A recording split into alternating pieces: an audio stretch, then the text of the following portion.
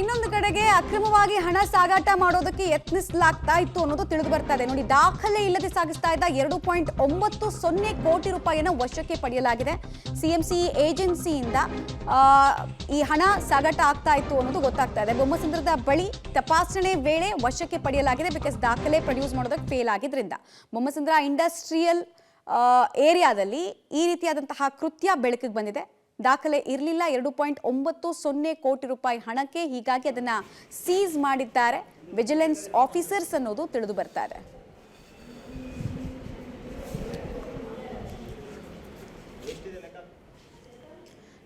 ಕೋಟಿ ಹಣ ಅಲ್ಲಲ್ಲಿ ಸೀಸ್ ಆಗ್ತಾ ಇರೋದನ್ನ ನಾವು ಕೇಳ್ಪಡ್ತಾನೆ ಇದ್ದೀವಿ. ಈಗಲೂ ಕೂಡ ಅಷ್ಟೇ ದಾಖಲೆ ಇಲ್ಲದೆ ಸಾಗಿಸ್ತಾ ಇದ್ದ 2.90 ಕೋಟಿ ರೂಪಾಯಿಯಷ್ಟು ಬೃಹತ್ ಪ್ರಮಾಣದ ಹಣವನ್ನ ಅಧಿಕಾರಿಗಳು ವಶಕ್ಕೆ ಪಡೆದಿರುವಂತಹ ವಿಚಾರ ಗೊತ್ತಾಗ್ತಾ ಇದೆ. ಯಾಕಂದ್ರೆ ಮೇಲ್ನೋಟಕ್ಕೆ ಹಣದ ಮೂಲ ಜೊತೆಗೆ ಹಣವನ್ನ ಇಷ್ಟು ಪ್ರಮಾಣದಲ್ಲಿ ಕ್ಯಾರಿ ಮಾಡ್ತಾ ಇದ್ದಕ್ಕೆ ಸಪೋರ್ಟಿವ್ ಡಾಕ್ಯುಮೆಂಟ್ಸ್ ಅನ್ನ ಕೂಡ ಕೊಡಬೇಕಾಗತ್ತೆ. ಸೊ ಅದ್ಯಾವುದನ್ನ ಪ್ರೊಡ್ಯೂಸ್ ಮಾಡಿಲ್ಲ ಆ ಕ್ಷಣಕ್ಕೆ, ಅಂದ್ರೆ ಇಲ್ಲಿ ಪ್ರೊಡ್ಯೂಸ್ ಮಾಡಿಲ್ಲ ರೇಡ್ ಆದಂತಹ ಸಂದರ್ಭದಲ್ಲಿ. ಹೀಗಾಗಿ ಈ ಇಷ್ಟು ಹಣವನ್ನ ಕೂಡ ನಿಯಮದ ಪ್ರಕಾರ ಸೀಸ್ ಮಾಡಲಾಗಿದೆ ಅನ್ನೋದು ತಿಳಿದು ಬರ್ತಾ ಇದೆ. ಒಂದು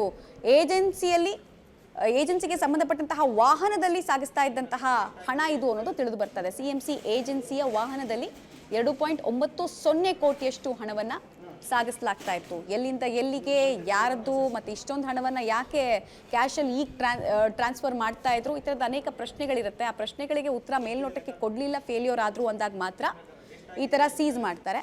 ಬಟ್ ಈಗಲೂ ಅವಕಾಶ ಇರುತ್ತೆ ಸಂಬಂಧಪಟ್ಟವರಿಗೆ ಯಾಕಾಗಿ ಇಷ್ಟು ಹಣವನ್ನು ಕ್ಯಾರಿ ಮಾಡ್ತಾ ಇದ್ರು ಮತ್ತು ಏನು ಪರ್ಪಸ್ಸು, ಆ ಪರ್ಪಸ್ ನಿಜವಾಗ್ಲೂ ಕೂಡ ವ್ಯಾಲಿಡ್ಡಾ, ಈ ಥರದ್ದೆಲ್ಲ ಡಾಕ್ಯುಮೆಂಟ್ಸನ್ನು ಕೊಡಬೇಕಾಗತ್ತೆ. ಡೀಟೇಲ್ಸ್ ಕೊಡ್ತಾರೆ ಅಂಬರೀಶ್. ಈಗ ಇಲ್ಲಿ ಪತ್ತೆ ಆಗಿರುವಂತಹ ಇಷ್ಟು ಪ್ರಮಾಣದ ಹಣಕ್ಕೆ ದಾಖಲೆ ಯಾಕಿಲ್ಲ, ಮತ್ತೆ ಯಾವುದು ಇದು ಏಜೆನ್ಸಿ, ಏನೇನು ಮಾಹಿತಿ ಲಭ್ಯ ಆಗ್ತದೆ ಸದ್ಯಕ್ಕೆ?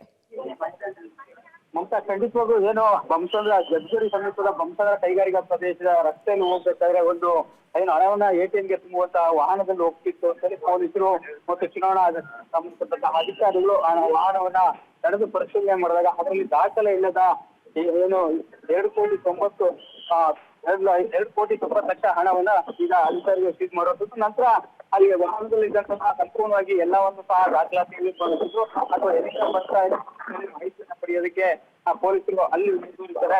ಆದ್ರೆ ಅಲ್ಲಿ ಸರಿಯಾದ ಮಾಹಿತಿಯನ್ನು ನೀಡಿದ ಹಿನ್ನೆಲೆ ಈಗ ಹೆಗ್ಗೋಡಿ ಪೊಲೀಸ್ ಠಾಣೆಗೆ ಕರೆತಂದು ಈಗ ಅಲ್ಲಿ ಹಣವನ್ನ ಸಂಪೂರ್ಣವಾಗಿ ವಶಕ್ಕೆ ಪಡೆದು ಹೆಚ್ಚಿನ ವಿಚಾರಣೆಯನ್ನ ಮುಂದುವರಿಸಿದ್ದಾರೆ. ಮತ್ತು ಯಾರಿಗೆ ಈ ಹಣ ತಲುಪಿತ್ತು ಅಥವಾ ATMಗೆ ಹೋಗೋಂಗಿದ್ರೆ ಬೆಳಗ್ಗೆ ವಾಹನಗಳು ಹೊರಟಿರ್ತವೆ, ಆದ್ರೆ ಸಂಜೆ ಈ ಟೈಮ್ ಅಲ್ಲಿ ಹೋಗ್ತಾ ಇರೋದು ಎಲ್ಲಿಗೆ ಅನ್ನೋದು ಪ್ರಶ್ನೆ ಆಗಿರೋದ್ರಿಂದ ಈಗ ಹೆಗ್ಗೋಡಿ ಪೊಲೀಸರು ಒಂದು ತನಿಖೆಯನ್ನ ಮುಂದುವರಿಸ್ತಾರಂತದ್ದು ಅಂತ. ರೈಟ್, ಧನ್ಯವಾದ ಅಂಬರೀಶ್.